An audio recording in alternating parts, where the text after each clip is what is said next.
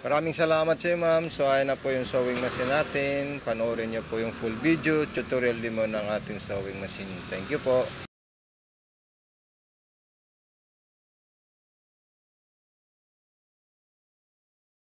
Ang aming sewing machine natin, ma'am. So maraming salamat po sa iyo. If may katanungan po kayo, mag-message po kayo sa akin. So ito po yung mga freebies niya, ma'am. Ayan po siya, ma'am.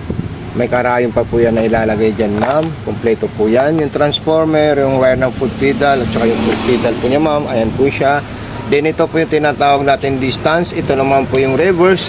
Ito po yung selector ng mga design. At ito naman po yung provider ng diretso at saka zigzag. Pag naka 0 po yan, diretso. Pag na 1, 2, 3, 4, 5, zigzag. At pwede nyo po gawin yung mga number na nandito po siya, ma'am.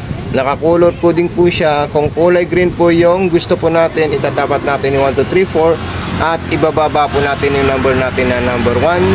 Kung sa blue naman po, tatapat natin yung 5, 6, 7, 8 at ilalagay natin ito sa number 8.